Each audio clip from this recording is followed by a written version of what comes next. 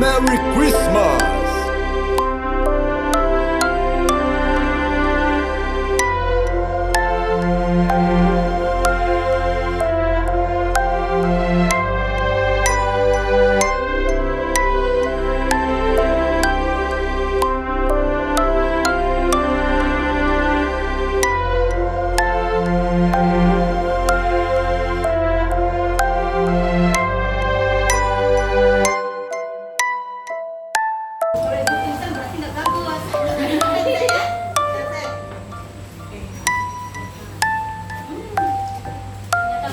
Ho ho ho, Merry Christmas.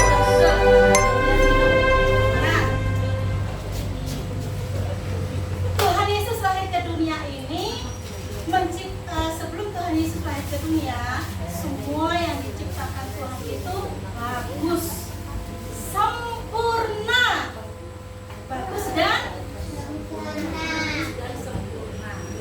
Tetapi ada yang membuat Tuhan itu sedih. Tuhan Yesus, bagaimana ini ya?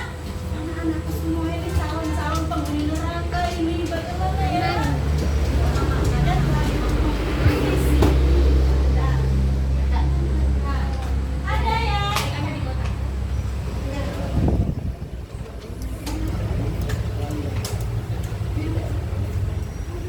Ada yang membuat yang tadinya Tuhan ciptakan bagus menjadi tidak bagus. Apa yang Tuhan ciptakan sempurna tadi menjadi tidak sempurna. Dan air minum tadi bagus ya? Oke. Air yang bagus ini tadi akhirnya menjadi tidak bagus. Ketika ini hati kita ya, ini hati kita. Ketika kita hari-hari marah, marahnya sudah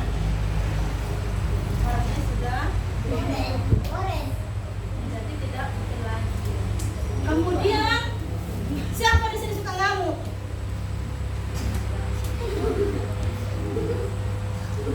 Suka ngamuk, tidak bagus ya.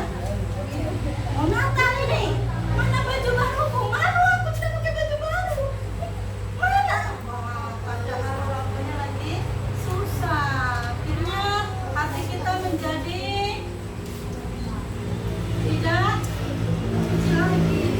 Akhirnya yang tadinya bisa diminum sekarang ada yang minum. Ada yang mau minum. Siapa di sini main HP terus?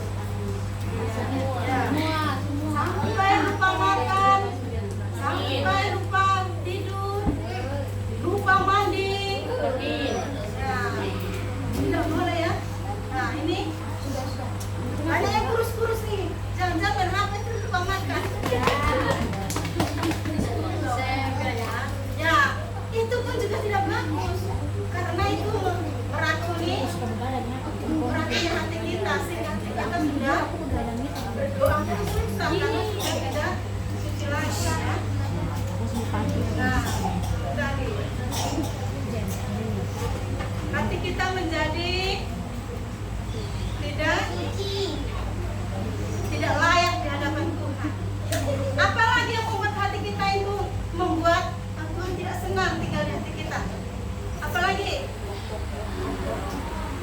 berbohong. Siapa di sini suka malas? Suka besok saja lah. Besok saja lah. Kan besok juga ada hari.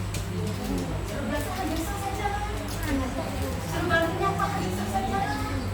Besok juga ada waktu. Ya, itu juga tidak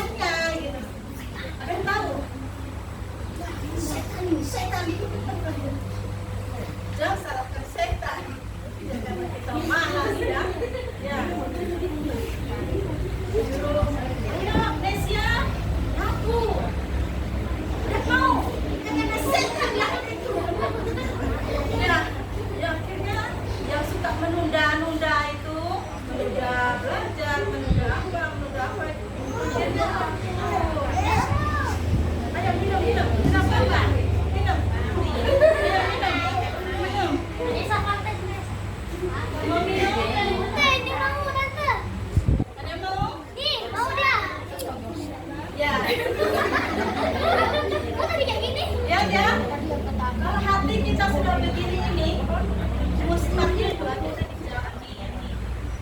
Mau dia anak-anak, mau dia bapak-bapak, mau ibu-ibu, mau besar kecil, mau kita kalau sudah begini, mau dia kaya, mau dia miskin, kalau sudah doakan hatinya begini itu mustahil dijauhi. Firman Tuhan mengatakan, berbahagialah orang suci hatinya karena dia akan melihat Allah. Ini tidak suci lagi karena sudah dikuasai sama dosa. Sudah dikuasai sama dosa, makanya kita sudah tidak layak di hadapan Tuhan dan menjadi calon penghuni neraka. Ya. Inilah yang mendasari Tuhan harus lahir ke dunia. Karena ada banyak anak-anak Tuhan yang harus diselamatkan, termasuk kita. Ya. Mari sekarang kita ke Bethlehem. Ini ajakannya, mari, ayo. Nah, ini ajakannya ke Bethlehem. Di tempat Tuhan akan memulihkan kita. Rumah roti secara rohani diartikan bahwa ini itu tempat ada solusi, tempat ada pemecahan masalah, tempat di mana kita bisa meminta kepada Tuhan. Misalkan teman kita kok tidak pintar, kok saya nggak pintar, saya berdoa dan berusaha aja kan? Kita berdoa dan berdoa.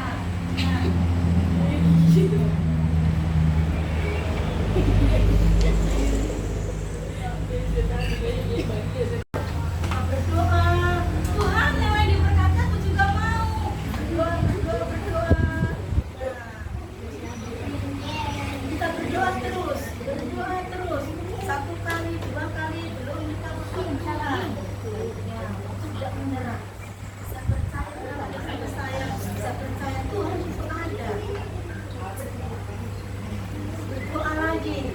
Yang hari ini malas, Tuhan saya tidak mau malas. Karena malas itu dosa. Tuhan, saya rajin belajar. Karena saya mau tampil menjadi pemenang. Berdoa lagi. Tuhan, saya mau berdoa untuk ibuku, untuk ayahku, supaya mereka diberkati Tuhan. Nah, akhirnya hati kita dilayakkan terhadap Tuhan. Jadi tidak ada mustahil, ya. Tidak ada mustahil. Jangan berpikir, pokoknya aku yang begini ya begini. Itu namanya keras kepala. Tidak boleh, ya. Tidak boleh. Jadi harus ada usaha. Ingat, harus ada usaha. Karena Tuhan itu tidak mau bertanya, tidak mau mendiami hati kita kalau hati kita tadi apa? Kotor. Kalau hati kita sudah bersih seperti ini, maka apapun yang mau minta, sampaikanlah, kemukakanlah di hadapan Tuhan. Maka dia akan menjawab. Ya, jadi tidak ada yang mustahil di hadapan Tuhan. Jadi firman Tuhan dari yang sudah kita saksikan, dari yang sudah kita lihat, ini artinya maknanya bahwa hari ini Tuhan mengajak kita, ayo ke Bethlehem, kembali. Kamu dulu tidak nakal. Kenapa hari ini nakal? Ayo kembali sama Tuhan. Berubah, besok tidak nakal lagi, besok tidak malas lagi, besok rajin lagi, ya. Besok rajin baca Alkitab lagi, ya. Siapa yang sudah lama tidak baca Alkitab? Hari ini anak-anak harus rajin, harus mulai continue berkesinambungan baca Alkitab. Bisa dari Kejadian, bisa dari Matius pasal 1 hari ini, besok Matius pasal 2, besoknya lagi Matius pasal 3, terus ya. Kita tidak tahu apa-apa, kita tidak tahu isi hatinya Tuhan kalau kita tidak belajar untuk mengetahuinya. Bagaimana caranya?